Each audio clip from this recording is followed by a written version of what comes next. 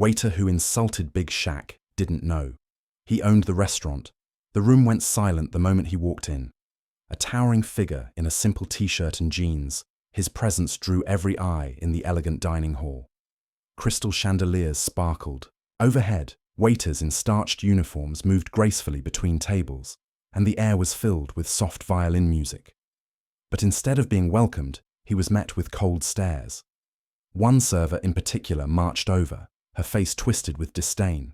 Without hesitation, she jabbed a finger toward him and raised her voice, telling him he didn't belong there, that this place was for real guests. Murmurs rippled across the room as the man sat quietly, enduring the humiliation. What she didn't know was that the person she had just insulted wasn't just another diner. He was the silent owner of the very restaurant she worked in, and in a matter of minutes, her world was about to change. The man was known to millions, but on that day, he chose anonymity. Without his entourage, without flashy suits or cameras following him, he wanted nothing more than to enjoy a quiet evening. The restaurant had only recently opened. An addition to his growing list of investments, he had bought it not just as a business venture, but as a statement. A place where people of all backgrounds could come together, experience excellence, and feel equal under one roof. But prejudice has a way of ignoring the truth, seeing only what it wants to see. Before we continue this story, if you haven't subscribed to our channel yet, make sure to subscribe now. Don't forget to hit the like button and press the bell icon so you never miss our new stories. As he stepped inside, the atmosphere told him he was out of place, or at least, that's how others made it seem. Wealthy diners in tailored suits glanced up from their wine glasses, exchanging silent judgments. Some tilted their heads, puzzled at why a man dressed so simply would enter such an extravagant space. The polished marble floors and gilded mirrors reflected the unease, amplifying the quiet hostility. The waitress spotted him almost immediately.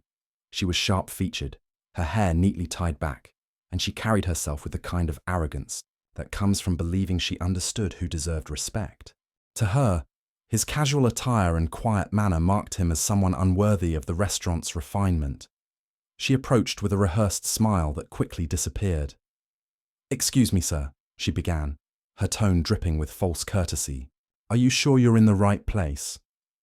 Her words carried across the dining room, and suddenly conversations halted. Guests leaned slightly forward, eager for the spectacle. The man didn't answer right away. He simply looked around, taking in the details of the room he had designed, the menu he had approved, the staff uniforms he had personally chosen, and then he turned his eyes to the waitress, calm and unbothered, though inside he felt the sting of a prejudice he knew all too well. The waitress wasn't finished. She leaned closer, lowering her voice, but not her sharpness. "This establishment is for paying customers, not for people who wander in off the street. If you can't afford to be here, I'll kindly ask you to leave." Before we continue this story, if you haven't subscribed to our channel yet, make sure to subscribe now. Don't forget to hit the like button and press the bell icon so you never miss our new stories. Her words struck like knives, but the man remained still, his massive frame both imposing and dignified. Other guests smirked, some whispering to each other, while others shook their heads, embarrassed by the scene, but unwilling to intervene. The man's silence only seemed to fuel her frustration. "Do you understand me?" she pressed, her hand resting on her hip as if she were speaking to someone beneath her.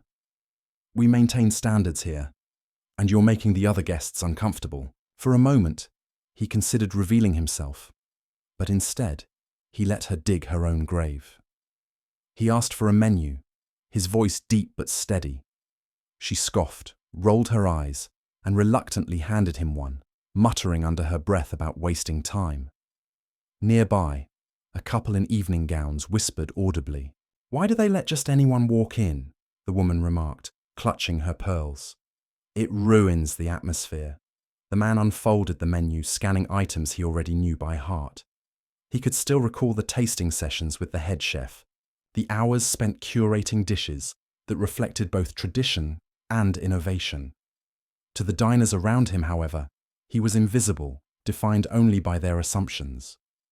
The humiliation grew sharper when the waitress returned with the manager, a middle-aged man in a crisp suit he approached with hesitation.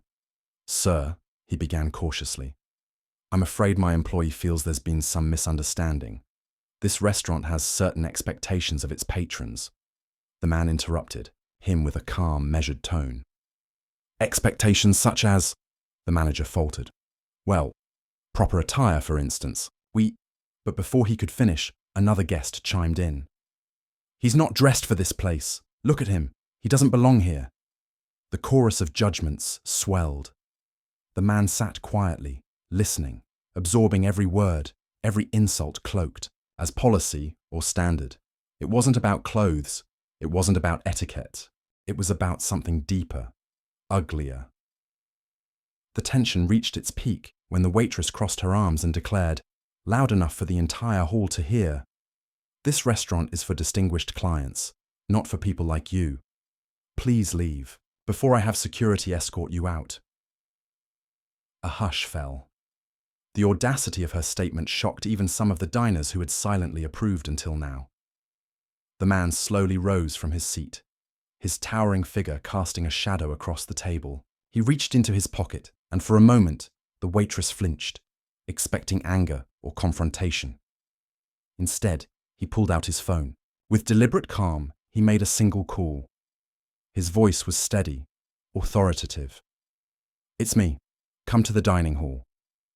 Within minutes, the doors opened, and in walked the head chef, the general manager, and a small team of executives.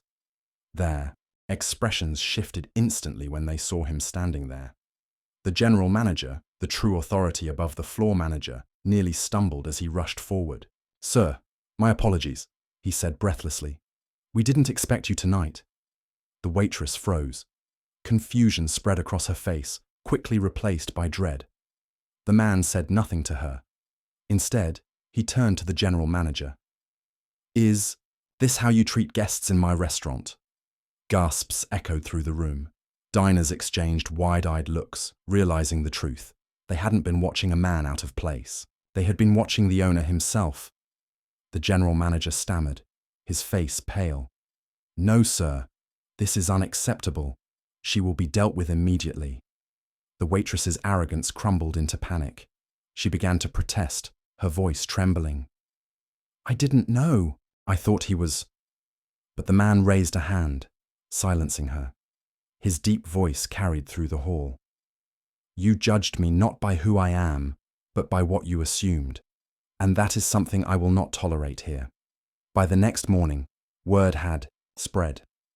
The restaurant community buzzed with the story of the waitress who had insulted her own boss, and the quiet power with which he revealed himself. She was dismissed immediately, her arrogance replaced with regret. But the story didn't end there. The man made a decision that rippled far beyond the walls of that single restaurant. He called a staff meeting, gathering every employee, from chefs to servers to cleaners. He spoke not as a celebrity, not even as their employer, but as a man who had once been judged countless times for his appearance, his background, his skin. Before we continue this story, if you haven't subscribed to our channel yet, make sure to subscribe now. Don't forget to hit the like button and press the bell icon so you never miss our new stories. "In this place," he said firmly, "there will be no room for prejudice. Every guest is equal. Whether they arrive in a limousine or on foot, they will be treated with dignity. This restaurant will not just serve food, it will serve respect." The staff listened, moved by the conviction in his words. From that day on, the restaurant gained a new reputation, not just for its exquisite cuisine, but for the warmth and fairness with which it treated every visitor. As for the diners who had witnessed the scene, the memory lingered. Some left embarrassed by their silence, realizing they had been complicit. Others left inspired, telling the story to friends and family as a reminder of how quickly assumptions can betray us. And the man, he sat at his restaurant that evening, finally enjoying his meal in peace. He didn't need revenge or spectacle. The truth had spoken for itself. In the end, The story was not just about a waitress losing her job. It was about a mirror held up to society, a reminder that dignity is not worn on the body, but carried in the soul. So the next time you look at someone and think you know their worth, ask yourself, what if the person you're dismissing holds the very power to change your world?